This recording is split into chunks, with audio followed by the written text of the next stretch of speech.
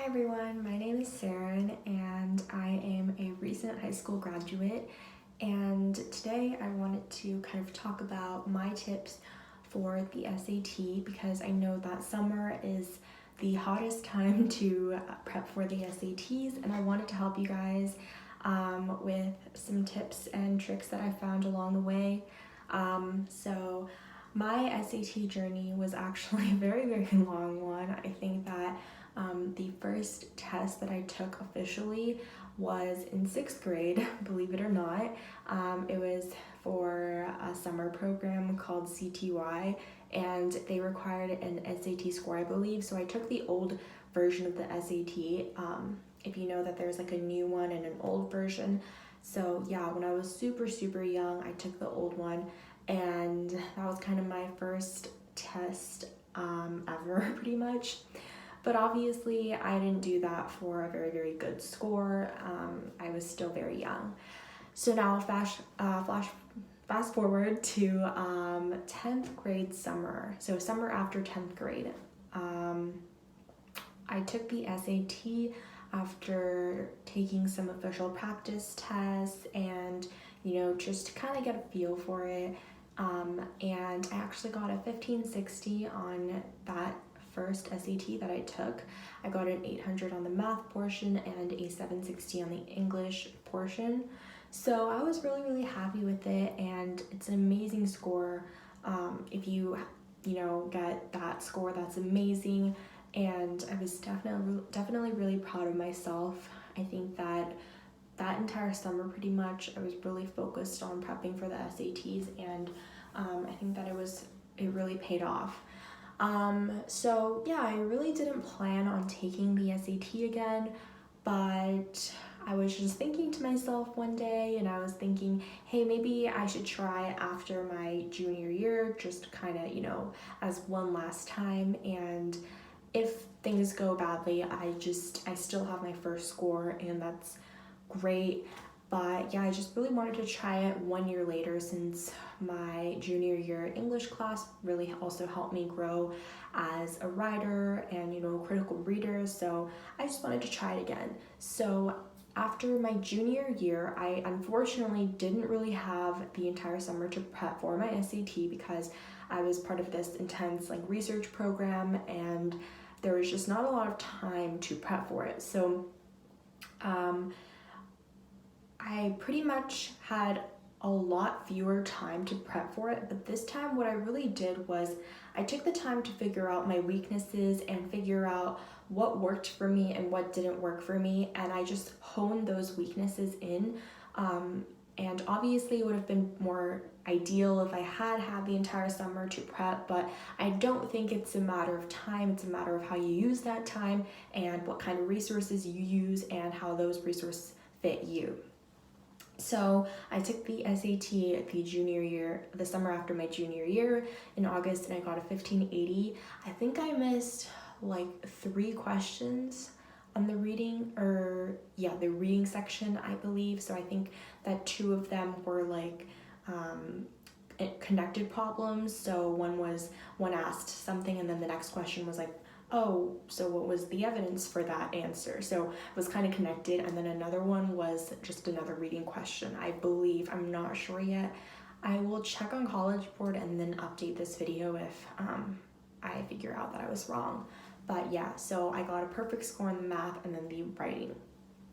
So so then I got a 1580 on that SAT, and it might not seem that big of a jump from 1560 to 1580, but I personally think that it's harder to go up by 10 or 20 points when you're already at a certain score, because it just means that there's a higher, a steeper kind of learning curve. It's just harder to get those weaknesses honed in on. So I think what I did that summer after my junior year was what really helped me, and that's what I'm going to show you guys today. And it was pretty similar to what I did the summer after my sophomore year when I was intensely prepping, but I changed some ways, and I think that's what really helped me. So I'll tell you guys today, and hopefully it helps you out. Okay, so what my plan was for the summer after my junior year was, as I said, to really study smartly. So I didn't have all the time in the world, and I didn't go to tutors. I didn't go to any tutors ever for the SAT. The reason being that I think that tutors can be beneficial for people. But personally, I learned by doing problems over and over and then going over them myself and going over the solution and just figuring it out for myself. And I don't think that, being in a classroom full of 30 other students for like this summer boot camp would have really helped me. But that's just a personal experience, and that's why I decided to go this route instead of the tutoring route. But yeah, I would have definitely loved an individual tutor who, would have given me like private tutoring and coaching, but I did not try that out, so I don't know how that would have gone. But yeah, so I'm just gonna show you guys now that I've talked super long about what I did exactly. So, the first thing that I would really, really recommend is no matter what, you have to do the 8 official practice tests from the College Board. That is pretty much the gold standard for the test. I would not even look at the other tests from the other companies, and I'll touch on that in a little bit. But I pretty much, the first time that I took the SAT, I did do all the 8 practice tests. And I also did practice tests from like Barron's, Princeton Review, a lot of other companies. I think that if you name a practice test, I did it. But after my junior year, I didn't have time, obviously, so I couldn't do all the practice tests. So what I did was I found this really, really good book on Amazon, and I'm looking to the left because my computer is here and I just want to make sure I get the name right. But this was called the SAT Prep Black Book, and I'll have a picture up in the side or something, labeled the most effective SAT strategies ever published. So this is pretty much kind of like a handbook for the SAT. It has math tips and reading tips and reading and writing tips. So what I did was, this book was really, really, really helpful. And I think it was this book that said it, but at the beginning, the author said that what's really beneficial is doing the official practice tests instead of from other companies. Because the thing is, SAT practice tests or SAT questions in general are designed in a way that the College Board wants to test your knowledge and your skills. And it's very, very difficult to simulate those questions from other companies. And so that's why a lot of people say, oh, like Barron's is much harder, like this is much harder, this is much easier. The kind of discrepancy comes up because while they try to simulate the questions the best that they can, they are not the College Board and they can't really get the exact feel of the test. And that's why I really, really think it's just beneficial to go over the practice questions officially released over and over and over and over. So I don't mean just like, taking the test once and that's it. No, that's not going to help you at all, because first of all, you don't know what you missed and you don't know how you're going to fix what you missed. So definitely you have to repeat them over and over. And that might seem kind of dumb because you're like, oh, but I already took the test. No, because I feel like taking the test once and then figuring out what you got wrong and then retaking the test really kind of digs it in. So I often found that if I took a test and then let's say 2 weeks later I took that same test, if I didn't actually figure out what I missed wrong the first time, I would get the exact same questions wrong again. And if I had guessed a question right, but I had guessed it, the second time, there would be a higher chance that I would miss it just because you don't actually know how you got that question right. It was just a lucky thing. And obviously on the actual test day, if you got a lucky guess, then that's great, but we want to make sure that you know how to get that question if you're taking a practice test. So this Black Prep book was really, really, really good, and there was a ton of helpful tips in it, but I unfortunately wasn't able to go through the entire book. But I'm going to talk to you guys a little bit why this book was so important as I studied for the SAT. So first tip, you have to do the 8 official release tests, and I would just recommend just sticking to those, not taking other, companies' tests. And yeah, ideally, if you had all the time in the world, you would take every single practice test and know how to do every single one, but this is kind of for those people who don't have all the time in the world and you still want to get a great score. So I think that this is the best one, and you really want to start getting into how the College Board thinks, and that is going to get you that score that you really, really want, because by the time you go into the testing center, you should be thinking from the mind and the perspective of a problem writer for the College Board, not a test taker, a problem writer. And then that's the way that you'll start seeing the answers to those questions. Because the hardest part for me was that logically I would be like, oh, but this choice makes sense too. It's both of them make sense, but no, there's really one answer choice, and you have to remember that the SAT is a standardized test, meaning that if there were two answer choices that were both 100% correct, that would not do well for a standardized test. There needs to be one correct answer, and you have to think of that. And I know it's hard because you guys are all so smart, and you are always willing to kind of argue and logic your way, finesse your way through things, but SAT is not going to work that way. And the earlier that you deal with that, the better that your score will be. All right, so practicing from the official test, number 1. Number 2, I'm going to start talking about the books that I used.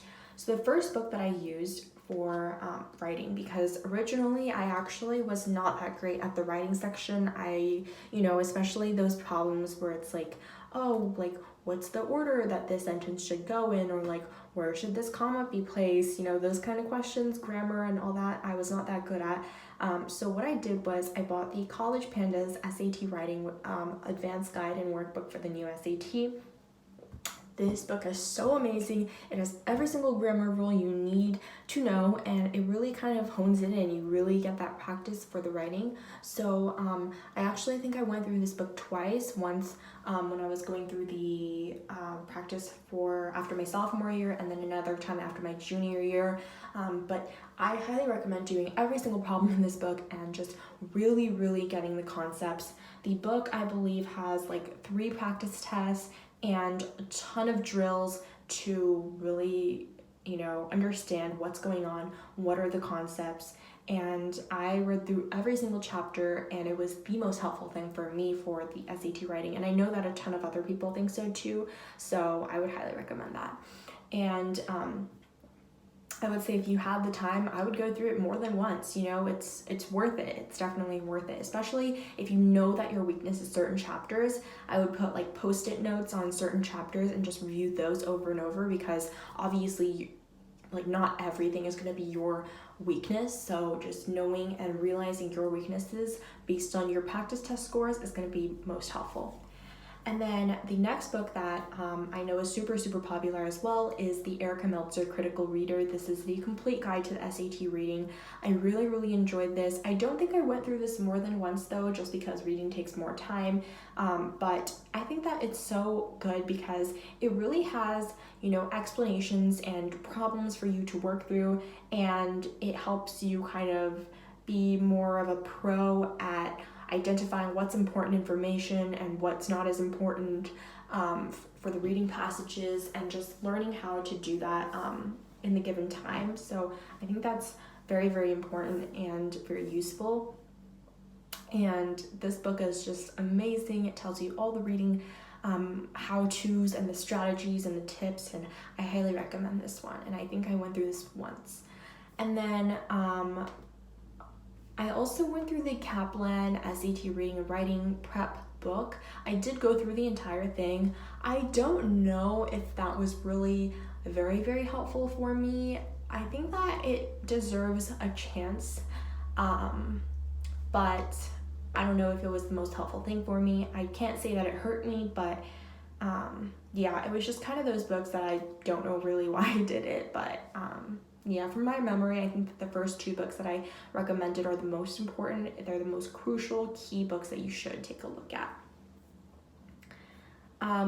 In terms of other prep prep book practice tests, I mentioned that I did basically everything on that exists, but I think that the one test that helped me were the Ivy Global SAT practice tests. There's 6 of them, and they are definitely easier than the College Board test, but I think that when I was starting off, they really helped me because they kind of let me gain an understanding of the questions, but also kind of gain confidence because getting better scores than the official tests really kind of helped me at the beginning because it helped me get used to the time frame, get used to the types of questions that appear while not losing my confidence too much, because it's really a fight and a battle with yourself at the end of the day, and losing confidence is never a good thing when you're kind of embarking on these test taking journeys. So if you have the time, I would say take a look at it. If you don't, just stick to only the 8 official practice tests. Okay, so now that we have those books, I'm gonna go on to kind of how I would go about the test taking process. So I'm going to make videos in the future, if you guys want it, of me kind of going through a test and talking about the strategies and how I would kind of go about the questions. But what I did in general was I would take practice tests from the official guide, and then I would grade it, and then I had like a small little notebook. I don't have it with me right now, unfortunately, but what I did was I took for every problem that I missed, I would label the test number, label the question and the section that it came from. I would print out just that section that I missed along with the passage and the question, and then the answer choices as well, and I would paste that into my book. And that was pretty much like my missed problems book, and I had the passage and the question there, so I wouldn't have to keep looking back. And then what I did was I just kind of wrote down, figuring out why I missed it. I would highlight the part of the passage that led to the answer, and I would use the solutions manual from the official practice book, and then I would also use the solutions that are in the Prep Black Book, because they do have solutions and very, very thorough explanations for the questions. A lot of the time, because you see that in the blue book, when you look at the back of the solutions, the solution will say like, answer choice C is correct because A, B, and D are wrong, and that's often not very helpful. So I really think the Black Book helped because it explains why this choice is wrong, why this choice is wrong, and why this choice is right. So I would write down those explanations in my book, and then anything that I learned from the Erica Meltzer book or the College Panda book that applied to this question, I would also write it in, because I wanted to kind of start connecting the ideas, connecting the theory and the concepts to the actual questions that I missed. And this kind of keeping a book of my missed questions was incredibly helpful, because I would always go back and look at what I missed, how I missed it, and what I could do better in the future. And then I really genuinely never missed the same type of question again. Originally I was missing like 10 problems, sometimes like 12, 13, 14, and I would really zone it down, and I would go into like missing 3, missing 4, missing 2, missing 1, based on the test. But it was a drastic change, and I think that's what really, really helped me understand, because you're going to get the problems that you understand correctly, always correctly, and you're going to keep missing the problems that you keep missing unless you figure out a way that works for you, that lets you understand. I personally didn't really watch the Khan Academy videos for SAT. I also bought the Barron's flashcards for vocab, but I just really didn't think it stuck for me. I never really got around to using it, and I think that if you have more than just like a summer's time for prepping, I would say the best thing for SAT is obviously just reading a lot, because that's where your critical reading skills come from, and the speed, the ability to read quickly, and the ability to understand and soak in information quickly. That all comes from reading, and reading good books, reading classics, just of various genres, and just getting that feel for reading is very, very important. So if you are thinking of a long-term kind of goal, I would say that's very important. It also helps you be just a more well-read, more knowledgeable person in general, and I think that's very, very helpful. Obviously, this kind of standardized test is in no way like the only indicator of your ability to read and write. There's no such thing as that, but we all do need it for college, and we have to take it and just take it, like it's a fun thing. I mean, it's not fun, but you're growing a lot, and in your ability to understand the question from the test writer's perspective, that's going to be very helpful for you in the future as well, not only on the SAT, but also on the AP test, the SAT subject test, in other classes in high school and college, and all of that will add up. So I think that's pretty much it. A lot of people also recommend UWorld questions. I really didn't ever do those. I just didn't have the time to, but so I can't say for it, but I think that a lot of people recommend it. So obviously getting questions from a test bank is going to give you more knowledge and more experience, but yeah, just try and figure out what's helpful for you. But these kind of like 4 to 5 books were what really helped me, and I don't think you have to spend thousands of dollars prepping for this when it's really up to you and how you kind of structure your schedule and your curriculum and figure things out as you go. So I hope that kind of helped you guys. I will be making more videos in the future if you guys want, of kind of how I go through problems, and I'll also do a bunch of math videos because I didn't really do many prep books for math, just because I was more strong at math to begin with, so I just did the math in the official practice test. But I'm going to go over all the math problems that have been released and go about the solutions and how you can get answers more quickly and more efficiently if that's what you're looking into. And I'm also going to be doing private tutoring, so if you guys have any questions about rates and just information about me, I will leave my email down below in the description box, and you can take a look at it and feel free to ask me any questions on the comments or the emails. And I know this was a long video, but I hope it was helpful, and I'll see you guys later. Bye!